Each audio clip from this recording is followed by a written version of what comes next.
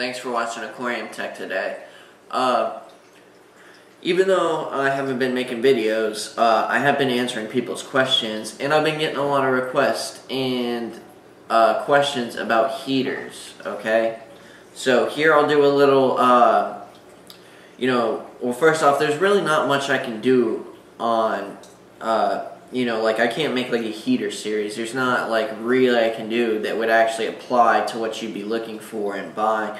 I can go over all these things like how the terminals activate and all this other crap, but it's really not too much of it is gonna actually apply to what you're gonna be looking for your aquarium. So I'll pretty much be doing this video, what to look for when to buy a heater, and some reviews on heaters. I think that's going to be the best way to go about it, okay?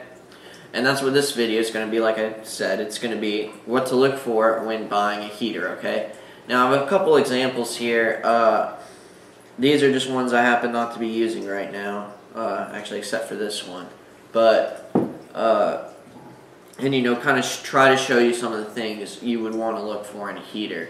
Now, sometimes on the box, like they might not put things that might be important to the heater on it. Like maybe, I wish I kind of had like a little piece of paper here, but there's a terminal that there's like a little thing that activates whether the heater goes on and off, and depending whatever that piece of metal is made out of, can make all the difference for the heater. So that's one of the things you want to look at.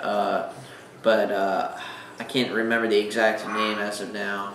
Should have made notes or something. But, it's usually not a big deal either way, because usually you can tell quality from the outside, okay? And let's get into it. Alright. Now, one of the big things I always tell people to look for in heaters is a light, whether it's on or off. Alright, to me that's pretty important. I like to know when my heater's on and off.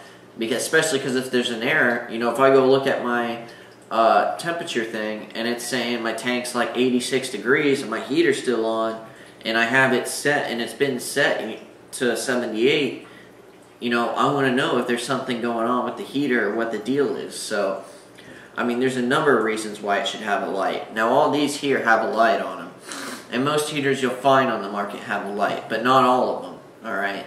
So I definitely suggest you find some kind of a light on it.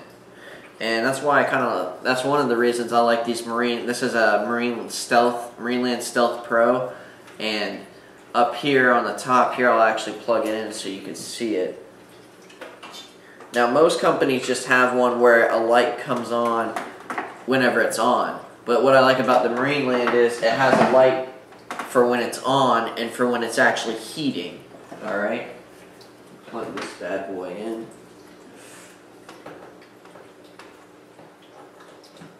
Alright. It's not going to reach. I don't know if you guys can see that. I'm trying to let it reach over here, but there's a red light on, obviously, because that means it's heating. But either way, you'll know what I'm talking about if you ever actually look at this heater. This light up here on the top of the knob, will be green when it's on and then red when it's heating. So that's something I think is somewhat important because, even if your heater's not heating, I want to know if it's still working. So, or actually on, if there's something wrong with it, alright? And then another big thing, because sometimes this actually, will take you days to get right, maybe even a week or longer to get right, is that it has a number scale on it. Like, for instance, again, this Marineland Stealth Pro, on here, when you turn the dial, it's not just a plus or minus. Like, it'll say 78, it'll say 76 degrees. Of course, this isn't Fahrenheit, which is nice. And even this old Marineland, this thing is from the 90s right here, alright? And this one has a light that comes on. It doesn't have, it doesn't tell you if it's, just on. It only tells you if it's heating. But even this one has like a little temperature thing on there. As I scroll the dial, I don't know if you guys can, here, I'll zoom in here. I forgot I had zoom. this dial right here, the little thing on there goes up and down to show you what the temperature's set at. Alright? And this one's from the 90s. Oh, and here's the thing I was showing you on the marine lane. This little knob up here. See, as you move it, the temperature changes in the middle there. I know it's really hard to see. And this dial is what lights up too, so that's pretty cool. Alright. Now, as you can see over here, once again, I'm going to have to rag on Aquarium, or all glass aquariums here, their old name, is their heaters, alright? First off, it's a glass heater. Now, the problem with glass heaters is that's why another thing you'll see is a lot of them have really low resistance to exploding, and I'll get into why they explode here in a second. And that's why there's recalls on heaters and stuff, but I might as well zoom back in. Let's see if you can see this here. If you see this here, there's only a plus and a minus. There's no, there's no temperature setting. It's just a plus and a minus. So what you have to do is, you'll have to have this sitting in your aquarium for a couple days and see what temperature your aquarium's at. And if it's too high, you gotta lower it. Then you gotta wait like another day. And you gotta see what it's at again. So you have to keep constantly playing with it, and it's just a pain in the ass. So that's also another sign of quality for the rest of the heater. So usually in most cases. So like a heater like this, I don't just say definitely is a no-no to me. The only reason I have this is because it came with the kit and it came for free. So whoop-de-doo. So.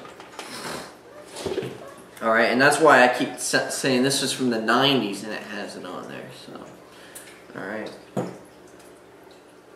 Alright. And like I was just saying, whether it's glass construction or not, now this one was a quality heater, but like I said, it's back in the 90s, so it's still made out of glass, and as you can see, this one's not made out of glass. If you could feel it, it's weird. I think it's like ceramic or some kind of non-metallic material, and it's shatterproof is part of why they don't like using glass anymore.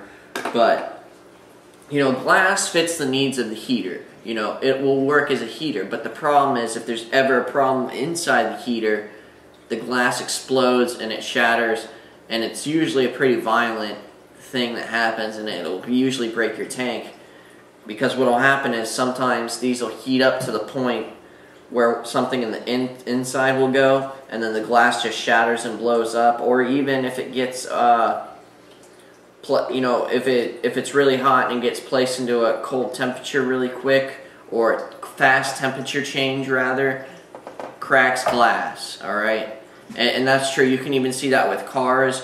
Like when you're using the heater inside your car, and the wind chill outside is ridiculous. Sometimes that can crack glass. Rapid temperature change is the enemy of glass. So, and that's part of the problem with using glass, and that's why a lot of these have gone to a lot of these shatterproof non-metallic ones. And I know people say they have problems with it. I can't think of what the material that it's called, but people say they have some problems with it, but I haven't seen anything wrong with it. But I also haven't had a glass heater explode on me either, so. Alright. And then another thing, I know a lot of these new age ones like the Fluval E series